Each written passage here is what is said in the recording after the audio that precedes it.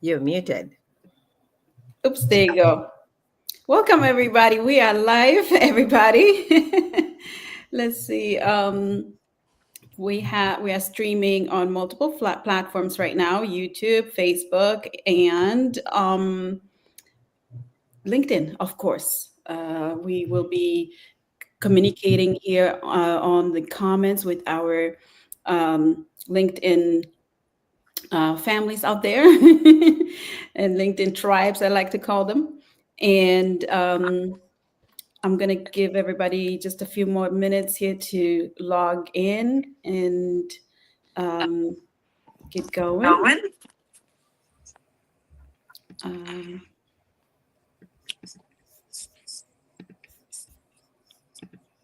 I think we just lost Keith, did we? Yeah, he Yeah, dropped off for a second, it is. Uh, Then I'm back. and he's back. oh, awesome.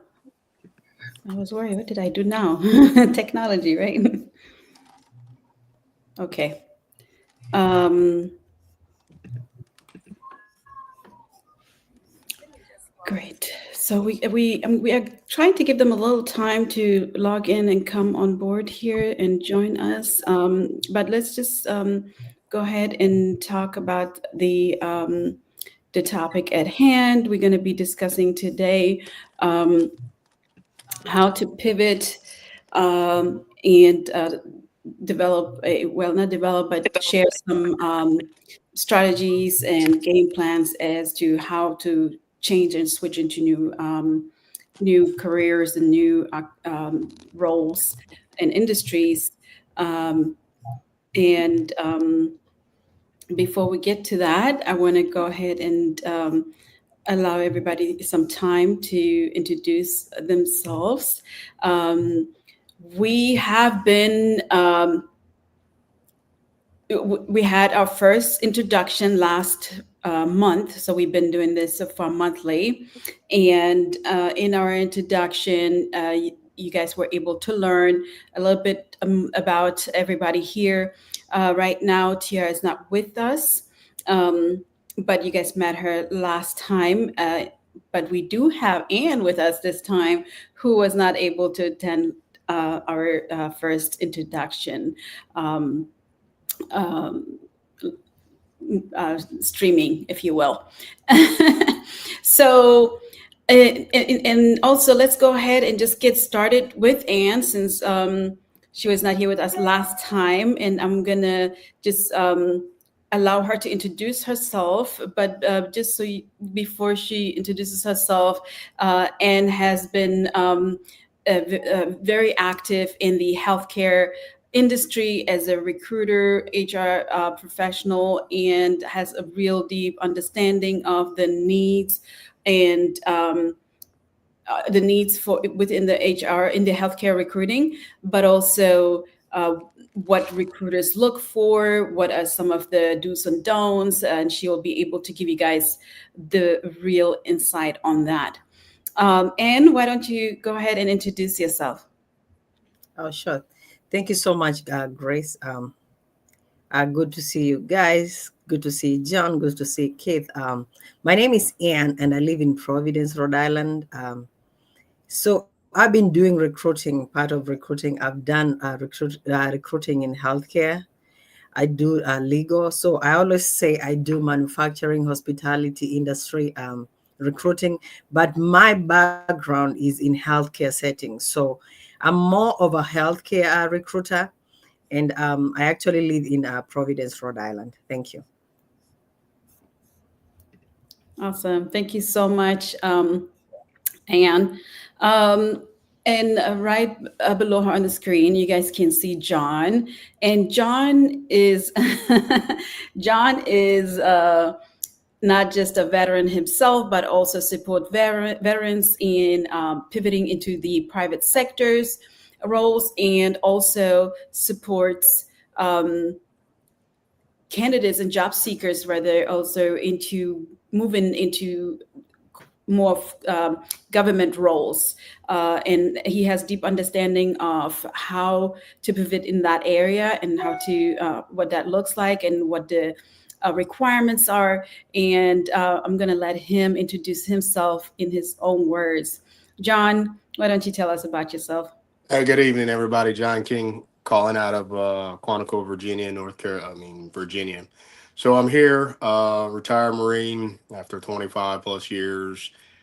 I guess I'm going on my fourth year being a civilian or a contractor or something like that. So, look, for veterans, male spouses, for those trying to create something, do something different outside of the military spaces. I have experience in that, so I can help guide you into that. Either into the federal government, I understand there's a lot of things going on, but there are still agencies still hiring, or you're looking to transition completely out of the military spaces and get into more civilian like entities. I can definitely help you out with that, and I can also help you out as you're a small business and you're looking to expand and grow yourself. I also bring those capabilities to the table. So again, here in Quantico, like 45 minutes away from DC. So um and I guess at the heart of a lot of things related to veterans and things like that. Quick shout out to the state of Missouri. We just got Senate approval at the local level for an HBOP bill. So it's the hyperbaric chamber in Missouri. So we should get a bill passed here later on this year to allow veterans access into hyperbaric chambers. So good work does pay off. I need to do a post about it, but you guys can find me on LinkedIn. You can find me on Twitter, TikTok, Instagram, Facebook. And I think Lemon 8. I'm not on Red Note. I never went to Red Note because I wanted to keep my military clearances. All right. Thank you so much for the introduction. Very impressive, John. Thank you. Next, we have our own Keith Cooperman. And you guys may or have run into Keith. Keith does a lot of different things with the organizations that not just nonprofit, but also for profit. He helps small businesses develop. He develops the teams and helps them with their leadership and really helps folks in finding their next step, whether it's entrepreneurially. Is that a word? Or did I just create a one? No, you got it. That's the word. We're there. Or also like individually to help them, climb up the ladder. Keith, please introduce yourself. I know you do so many impressive work, and I know you have helped so many people already in the past. Again, I would love for you to share your Sure. experience and background and tell us a little bit about yourself, please. Thank you so much. I'm grateful to be here with everyone today. It's great seeing you, Ann, in person. I know we were talking about your traveling on the last time, and John, great to see you here. Virginia has a strong place in my heart because I lived in Virginia for about, I think, close to like 9 or 10 years before. So, and did a lot of work with the military out there too. So, so great to be here with everyone. So again, my name is Keith Cooperman. I am a consultant with BK Consulting, and I could help you with anything like Grace had mentioned, from you having that idea, that concept of putting a business together, to you wanting to transition out of your career and trying to understand more about how do I actually speak on what I did in my career. I come from most recently with the disaster response background. So let's just say if you were leading an operation that you were assisting in a $7 million operation, feeding over 150,000 people, that whatever else it did, but trying to really quantify it so people could see the metrics and understand more about what you are and who you are and your character when you're looking for that job outside of that sector. Or if you're trying to level up internally within the sector and trying to go from a mid-level manager to an executive. Thank you so much for being with us today. Looking forward to having this conversation. Yes, absolutely. Thank you so much, Keith. We are missing one of our top tier career consultants today who is not with us. I want to just mention her name. So you guys know, you can also connect with her through the BK Career Consulting platform if you desire uh, to go with her services when it comes down to pivoting into her industry. Her name is Tia Romero, and she specializes in placing professionals in really exciting life science opportunities, and does also a lot of research. Um, um, she's also very involved in the research side of things. So if you're trying to pivot into that type of industry, she really is a really good go-to person. She has been in the industry for a while, knows her stuff in and out, very highly experienced and intelligent person to talk to. So a lot of information you can take from her. And connect with her through the BK Career Staffing, BK Career Consulting platform if you would like to know more and connect and learn more about that industry. As I mentioned before, our topic today is pivoting, changing, and climbing up the ladder, however you want to put it, just kind of switching from the career that you are in into something different and new. And to do that, I feel like there are a few things to keep in mind. First and foremost, when we become job seekers, once we enter that market of uh, being in a job market, right, we become salesperson. So we entered the sales industry, if you will, right? So now we have to sell ourselves to organizations, and the way to do that is not ourselves per se, but of course, and make them understand what those solutions are that we bring to their challenges. And for that, first and foremost, really, you have to have the right mindset. Our mindset can be our best friend or our worst enemy. So it's very important to step in with confidence and faith in yourself, and really the audacity also to say, yes, I can do this. So basically what selling is finding, convincing somebody else of whatever that is. People sell all the time, and I say this a lot of times. Selling is just whether you are trying to convince somebody of your opinion, your viewpoints, your products, your solutions, and so on and so on and so on, right? Just letting them know this is why this is great for you, and this is why this is something that is going to work for that, right? So the second thing to really keep in mind is also, what are these selling points, right? And how do they align with these new roles and new industries? What are these skills? What are the values? What are the characteristics? And knowledge and education. Knowledge and education, it does not equal both, really. I want to kind of highlight that. With knowledge, it could be, for example, in my case, I have knowledge of speaking multiple languages. I don't have a degree in it. I don't have education in it. I just, not necessarily anyway. But that could be a knowledge that you have, right? And then education, you went to school, got degree, certification, so on. So that's a distinction there. The third thing to keep in mind is also, it may require investments.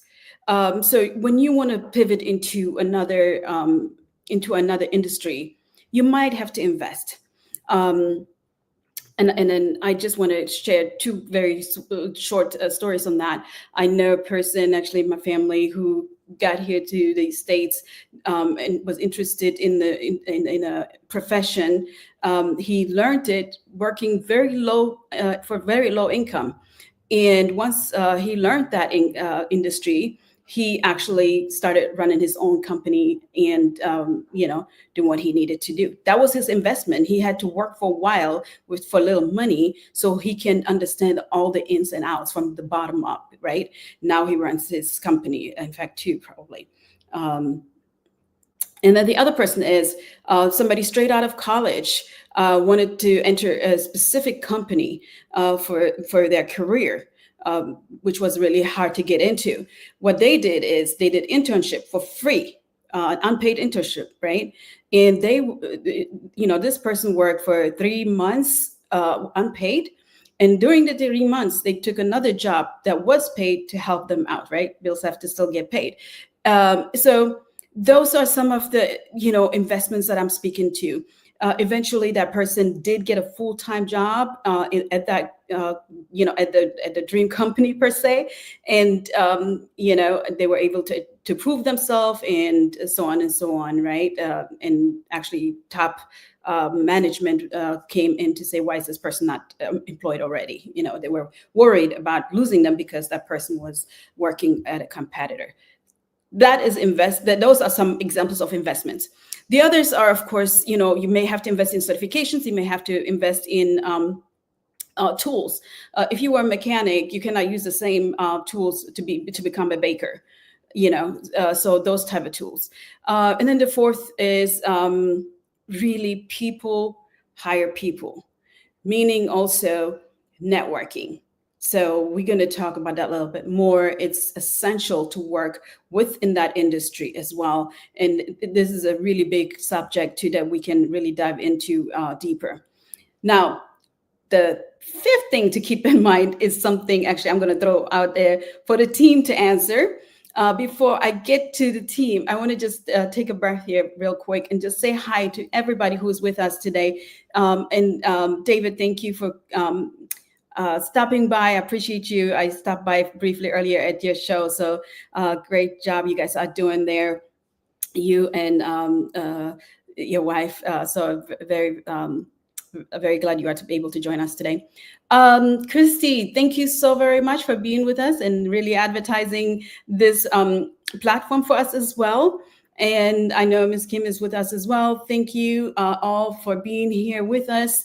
And whomever I am not able to see right now because we are on so many different platforms. So I wanted to ask the team,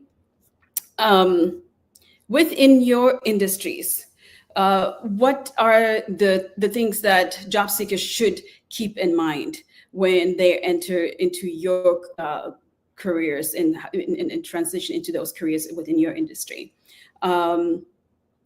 Let's start with John. John, I think yours is a very complex industry, and not necessarily, but it's different from private industry. So why don't we go ahead and start with you?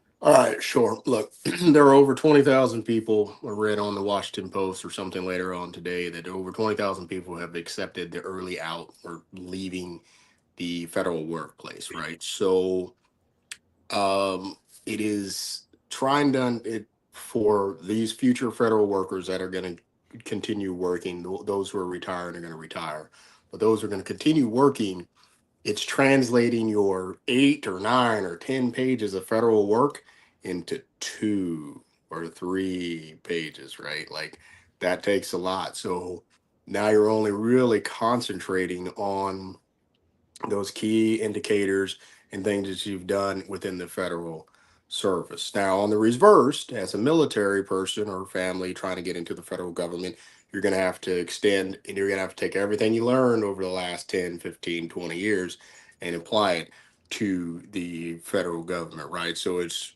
translating your language from the federal down to the commercial side, or from being with inside DOD and then translating it back into federal service. So it's like a two-way street, right? It's either veterans trying to get into the civilian market, understanding like their fitness reports and the performance evals actually translate into language, or as a former federal employee taking your performance evals and now then translating it back into commercial service, right? Like I like what you had mentioned is the networking. It applies the same for vets, military, or civilians coming out of the federal service. Networking is the same. Humans hire humans.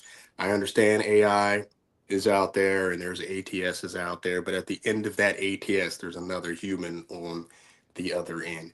If you don't know the recruiting team, if you don't know the hiring manager, if you don't know the HR team, it's going to be a little harder for you to get, any movement or any traction. So, I would say for government civilians coming out, you may have to take a couple steps back just to get back to where you were, just because you had 15, 20 years of experience and you're still in work.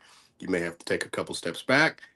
For military folks, if you have 20 or 30 years and you're trying to get in outside of the federal government, you may also have to take a couple of steps back to accomplish that, right? So, I mean, it is a wide range of things. You just have to make sure that, and this is what we can do here at BK Career Consulting, is help you translate that into digestible bites that you can then use in the civilian marketplace. Yeah, thank you. Um, Next, thank you, John. Another thing I like to say, you mentioned that networking and people hiring people, and I also say people helping people instead of hiring people, because you want to appeal to them so they can, you know, be somewhat helpful when you are networking. So, I um, mean, true. I mean, it's, networking 101 is like, again, this is more of a shout out to the 20,000 that have left the federal service. You don't have a LinkedIn, or maybe you didn't have a LinkedIn, or you don't know how to use your LinkedIn. We can help you through that process. You're going to have to start connecting and networking. And so people trust people work with people. For the military folks, listen, you have a network and you have people out there that can usher you in, but you got to leave your rank and your pride at home. Because if you don't, and also government employees, you're going to have to leave your rank and your pride at home. Just because you managed a $3 billion program budget at the federal level, that may not always translate into the civilian world. So both military and federal employees, you're going to have to leave your pride and your titles at home. hmm. Very interesting. I had actually one particular, multiple, but one particular interaction that resonates with what you are saying with a candidate, with a veteran, really. So that is very, very important point that you're making there.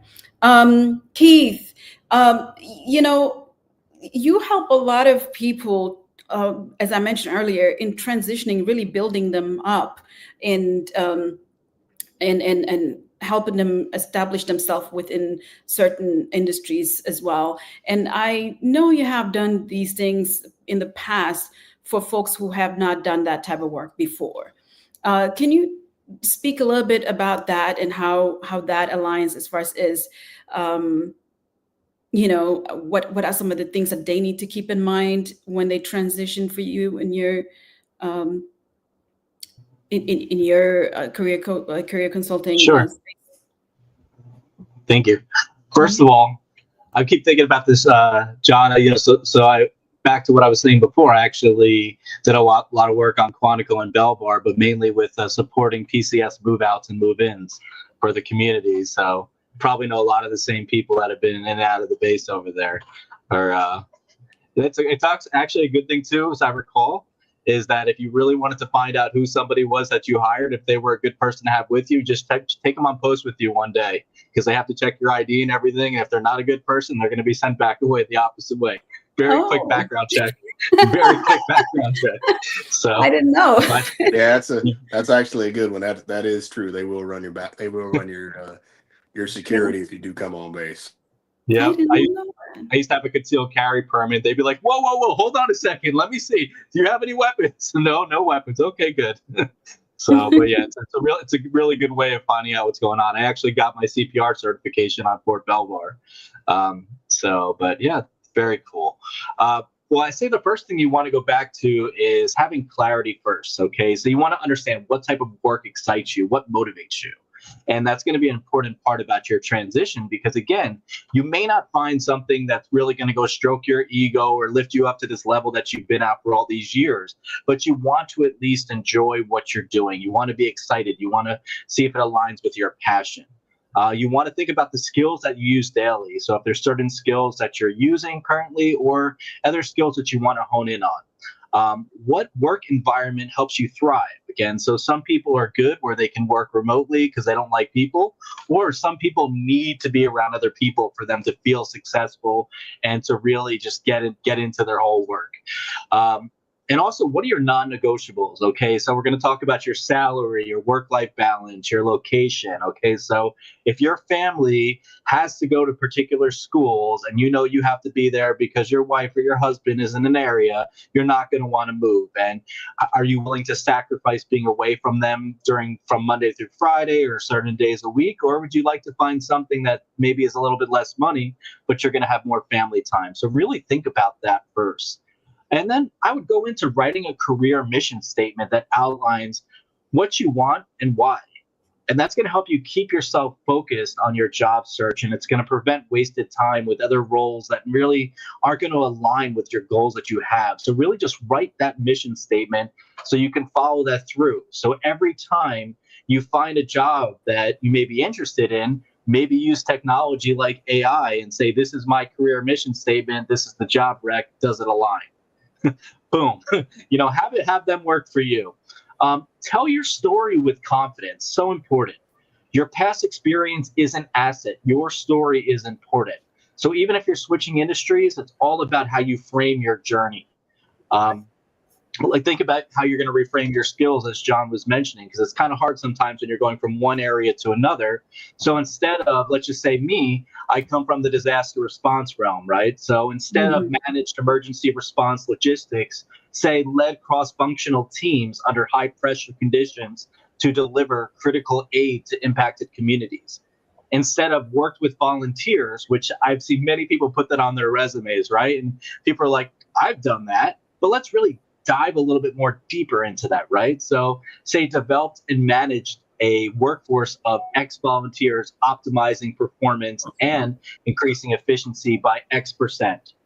The next thing is really just creating that practical action step. Write out your transferable skills and align them with the roles you're targeting. And if they don't target, well, maybe that's not the job that you want, or maybe those are areas that you can actually work on. We'll get back into my realm. I wanted to make sure we go back over to Anne. But yeah, there's a whole entire process that we really lead you through if you wind up engaging with us to help you with BK Career Consulting. Can I Wow. add something on what Kit said? So, like I work with candidates, and most of the time I feel like we don't know, but the resume that you carry, that tells a lot. Like it tells your story. That's just what Kit says. So we have to be very careful when you are like applying for a job. You can't use the same resume like over and over again. You have to change it because that's what tells you a story. It tells your story. So before you get an interview, that's the first thing, like the hiring manager checks. There's all they will be like, oh, Anne has done this and that. So maybe this person qualifies for this position because the resume is there is telling them a story about yourself, even if it. And also, I've been doing like interview for the last 2 weeks, and I've seen like candidates who are giving out resumes like 3 pages, and I'm like, I have so many people who are applying for one job, and I can't go through this resume, despite of me having an ATS that's going through these resumes. And like it's good for as a candidate, just keep your resume to 2 pages, especially when you're applying for those big jobs, and make sure that whatever is in the job description is some of the skills that are listed on your resume. That's really helping us as a hiring manager, like a recruiter. It's giving me like an easy job, and it's easy to work with somebody who has 2-page resume than somebody who has more than 2-page resume. I think we should keep it like professional. More professional resume is 2 pages, as long as it's telling your story. Yeah, to the point. And you're right. You don't want to. You don't want to give them all the information at once. It has to be digestible also. So I totally get what you're saying. And I do want to get back to you to the question I was asking everybody else when it comes down to the healthcare industry. Um, Before I do that, actually, Keith, you said something very important that I want to also highlight, which is telling your story, and I know, and you elaborated on that as well. But telling a story that really resonates with somebody as well. Your story also has to connect with people. I think that's when you really, if you have a story and you can articulate it and speak it in a way and explain it and let people really understand the path, or the can relate, and maybe even resonate with that story. As long as you can make that connection with the other person on the other side, and this may not be through a resume, this could be through actual verbal communication, and in fact throughout the interview process. So it's very important to have something that resonate, your story that resonate. And Keith, you said it well. Your story does matter, and that's where I was kind of coming from with the audacity and the mindset. It's so important to be able to relate to your story. Thank you for that, Keith. Again, back to you. And if you would be so kind to just kind of shortly elaborate on how do you see some of the areas, what are some of the areas that you feel like candidates should keep in mind when they pivot into the healthcare industries? Let's say they were in administration, but now they want to move into, and I know with healthcare, a lot of times you have to go back to do your education. But let's say it's some of that stuff that you don't need to additional education, administrative, maybe whatnot. Where do you see some of the pivoting, something to keep in mind while they're pivoting through that stage? So I actually it's so funny. Last month I actually had to go back to do my certification for BLS.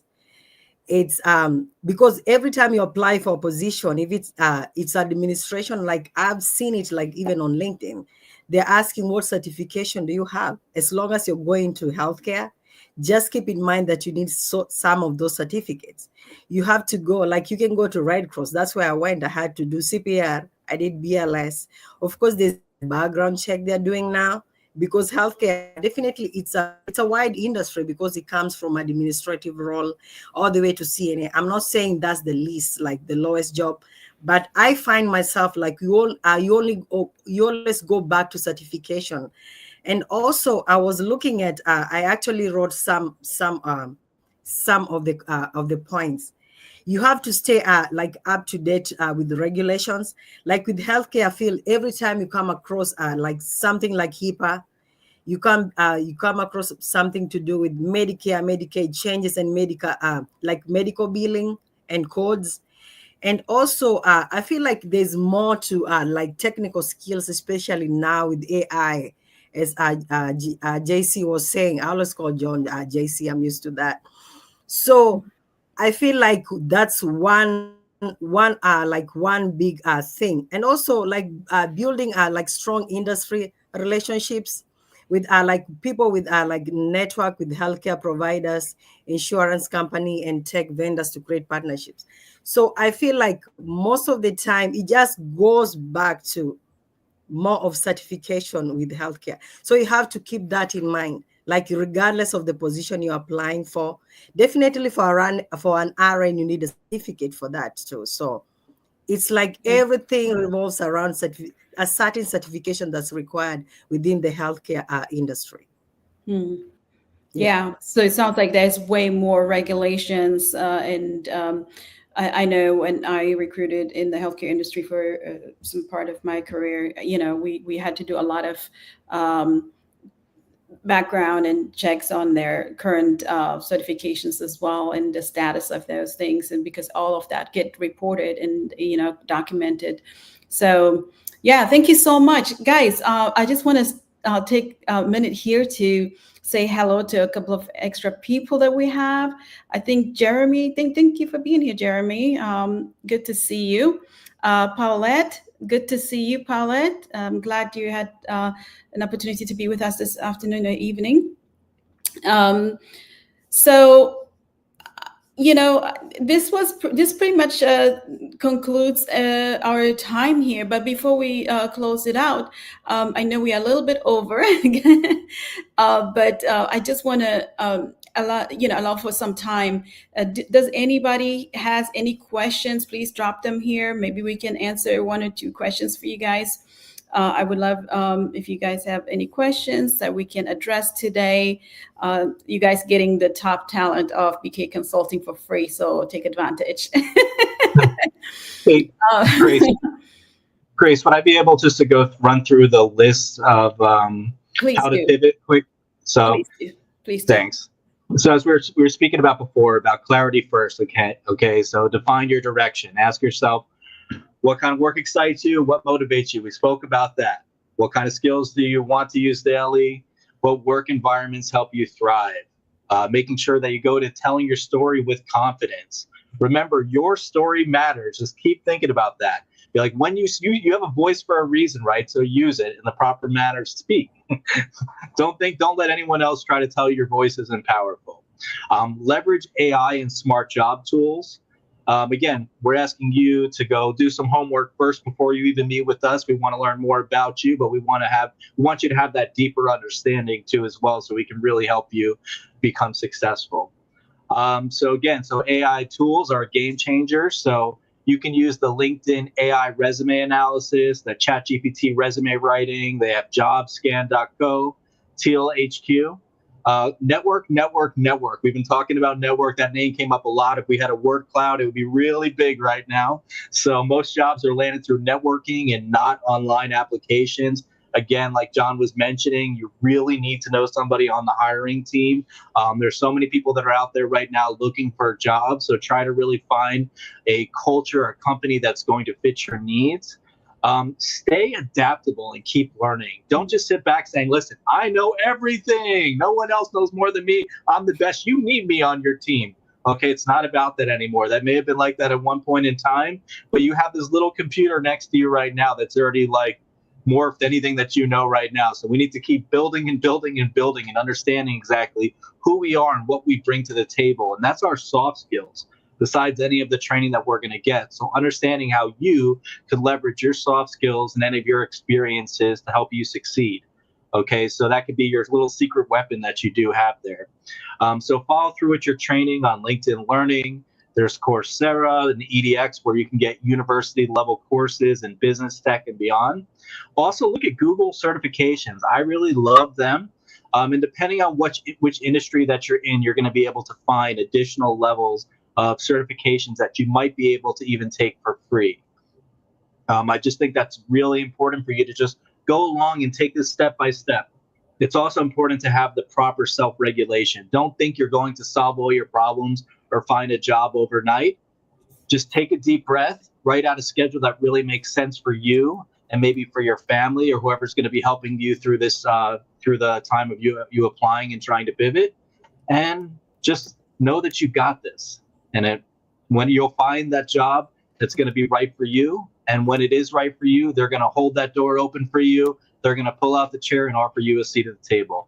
Thank you for being with us here today. Wow, that was fantastic. Thank you so much, Keith. I'm glad you brought up the free certification route. There are so many platforms that offer low cost or free certifications. And with that one thing, what I saw in some of these resumes, Keith, is they take, for example, like LinkedIn certifications. They will have random, they don't align. So maybe it's a certification in tech today and then another certification in accounting or something like that, right? Like, I'm just making this up, but it's just they don't align. So just because they are free, just make sure they align with you. I mean, learning is always great, but when you put them on your resume, they want to see a story again, and so it has to align with your story and the path that you're moving towards, right? So great point you brought up. I was just gonna say sometimes it adds to being nothing more than fluff at the time, right? You're trying to just make your resume look so huge because you have all these certifications, but Exactly. Yeah. see what aligns to it. And if we're gonna go into telling the story properly with having the proper number of pages, I have been that person. I once Yeah. applied for a job and I put like before I got into the old organization that I was with humanitarian relief, I was a volunteer. I was a community volunteer leader in Northern Virginia, and I did that for a year and 7 months, right? So I had so much skills. I had FEMA everywhere. I had the professional development certification and everything you can imagine. Medical Reserve Corps. I took anything I could find. I think I had like 25 pages worth of training that I included on top of a resume. So don't do that. Don't be Keith. So, but it's like you want to really narrow it down so they don't get lost in your resume and they can really focus on the person that you are, the person that actually went out there and did the job. Yeah, it's just it gets tough, but So did you look put? for the certifications that are going to align with what you have. So maybe you don't need to list all of them on that particular resume. Put them on the resume that it makes sense with. I know you don't talk about this a lot, but I'm going to talk about it now. Did you put your acting experience on there? It actually is only because because I used to be an actor, but I did a lot of work with people want you to speak in front of the camera. So in times of disaster, I used to go on TV on all the different either radio or TV Oh stations, and I'd wow, be in front of yeah, that would everyone make telling them sense. exactly Yeah. what's happening. But I also did like the health and safety videos. I was in for Home Depot for 2 years across the whole country, and also for Weiss Food Market for the health and safety videos and also photos. So outside of the other acting and true crime, of course, I could play a cop. Hands, hands, hands, thumbs up, thumbs out. But like, it helps you in terms of letting them know that you are adaptable. That means you're able to improv and you're able to make it. You're able to just fit in. So Yeah. yes. Look up Keith, guys. He was in some interesting, interesting shows. All Thank right. you. So I just want to thank a couple of people here again. I don't think we have any questions, but again, thank you, Jeremy, and thank you, Paulette. I see your comments there.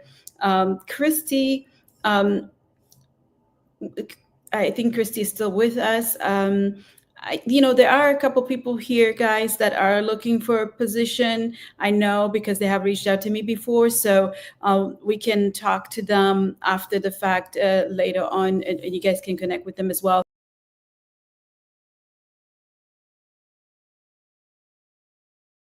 Is Grace gone? Yep. Oh, She was talking to the audience. Make sure you guys connect, and anything that you have questions on, just connect back with Grace or Ann or you can myself. actually, Yeah, go yeah, ahead. they can send messages too. Yeah, you can send messages or to Keith. Oh, there she is. She's back. What just happened? Oops, sorry, guys. You kicked Yes, yourself off.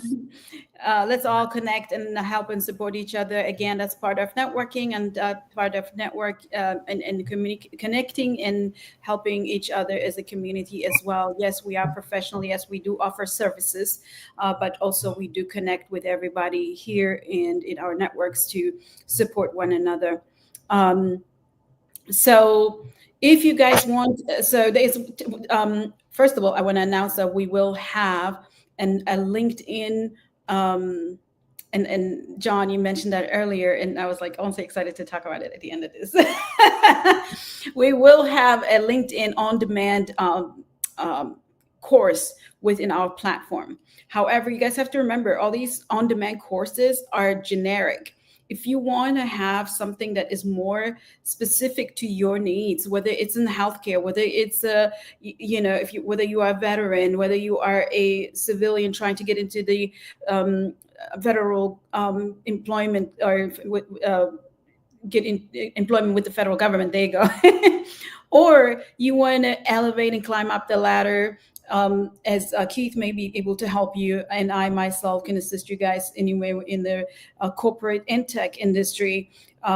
So those are more in-depth one-on-one type of guidance that you will get. It's totally different from the on-demand option. However, it can be very useful, especially for things such as LinkedIn, to just kind of get started if you cannot afford the one-on-ones, or you have other obstacles that don't allow. It could be time restraint, whatever the case may be, and you just need it right away. You need to really get your LinkedIn going real quick before you can before you have an interview, before somebody looks at your profile, right? That's a quick fix per se. So for that, this will be in partnership with Miss Kim, who is very active on LinkedIn, very knows her LinkedIn in and out. She is a LinkedIn fan, really. So she's providing that on our platform, and we'll be here next month to discuss that. And we're going to be talking about how we can assist you with your LinkedIn profiles and highlight some of the needs that they have for each of these industries. By the way, again, that's the beauty of BK Career Consulting. We do target specific industries that you can get assistance from. Each of our top tier career consultants here, that is also constantly growing and adding on to that as well. So with that said, if nobody else has to add anything to add to that, I will say goodbye. I always say thrive, shine, and smile your way all the way to your success. Okay, we'll see you guys soon. Until next time, thank you, team. Bye. Y'all Bye. have a good Thank you, night. Grace. Thank you. All right. Thank you. See you Good later. night. Good night.